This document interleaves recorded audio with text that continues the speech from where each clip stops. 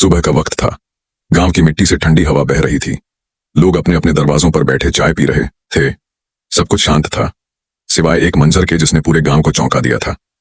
गांव की गली में एक जनाजा जा रहा था। चारपाई उठी हुई थी, लेकिन उसे उठाने वाले मर्द नहीं थे। जनाजे को कंधा देने वाली थीं 4 जवान लड़कियां। उनके चेहरे धूप से जले हुए थे, आंखों में आंसू रुकने का नाम नहीं ले रहे थे, और उनके पीछे पीछे पूरा गांव चुपचाप चल रहा था।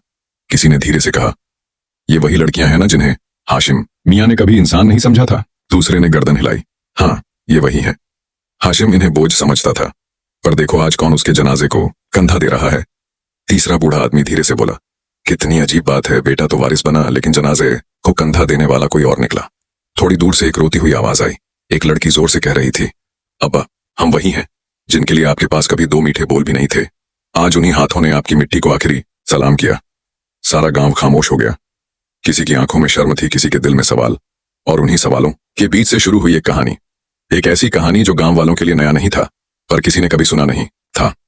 हाशिम मियां गांव के पुराने जमींदार थे। उनका घर बड़ा था, लेकिन दिल बहुत छोटा। उनकी 3 बेटियां थीं, चारा, मीनल और सुहाना। पर हाशिम को बेटियों से कोई लगाव नहीं था। उसके लिए असली खून बस उसका बेटा था, फरहान। हर सुबह तीनों बहनें सिर पर टोकरा और हाथ में दरांती लेकर खेतों की तरफ निकल जाती। सारा दिन जानवरों की देखभाल, घास काटना, पानी भरना, घर का झाड़ू पोंछा, सब कुछ उनके हिस्से था। लेकिन हाशिम की आंखों में उनके लिए कभी भी इज्जत नहीं दिखी। दूसरी ओर फरहान का दिन दूध, मक्खन और गर्म पराठों से शुरू होता। वो नहर में नहाता, साफ कपड़े पहनता और शहर के स्कूल जाता। चारा कई बार कहती, अब्बा जी हमें भी स्कूल भेज दो, हम भी कुछ बनना चाहते हैं। हाशिम हंस पड़ता, तुम्हारे पढ़ने से क्या होगा, तुमने तो दूसरे घर